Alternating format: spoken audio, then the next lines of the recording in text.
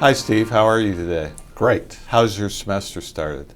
Busy, as Busy. usual. So how many years have you now been at the library? I was hired and arrived here in June of 2011. Okay. I do like to remind folks that I interviewed here in 1991 and was not selected for the job I applied for at the time. And I've always known of the library. I watched it through the years. I thought, boy, it'd be a nice place to be. And it's a great part of the country to live into and a great school with great traditions. Right. So I had no shame in trying a second time. What should people know about the library that they may not know? I would like every student, staff, and faculty member to know that there's a librarian here for them. We don't have 29,000 librarians. We couldn't afford that.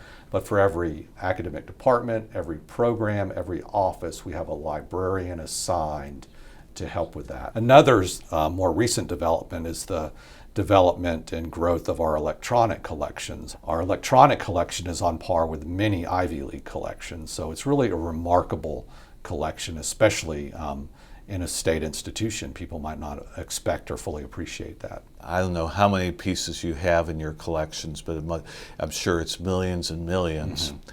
Mm-hmm. But there must be some that stand out for you that you say, wow, that's cool that we have this.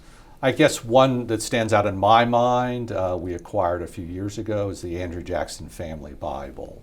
So it's a Bible that was owned by Andrew Jackson's family. It records contemporary events in the family's life. It even notes Andrew Jackson's passing. His daughter-in-law made an entry in it. So this is an iconic item for a person of importance for the state and U.S. history. Talk to me about who you are as a person. What do you do when you're at home or out and not at the library? Well, like all of us, we work a lot of hours, and the spare time is spare.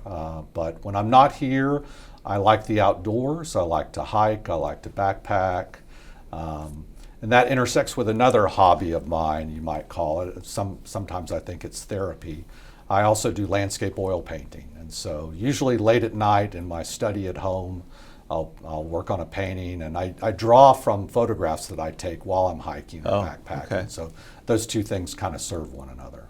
Could you tell me about some things that you're most proud of that you've done during your time here at the university? I think in general, just the enhanced spirit of engagement, reaching out to the campus, to the community and beyond. For instance, we're about to start a really important project to document the history of the terrible wildfires that hit Gatlinburg in 2016. We have other programs we've launched that go into high schools with at-risk students and underrepresented populations and bring them into the library as part of a recruitment tool, but also to expose them. That particular program is for the STEM disciplines.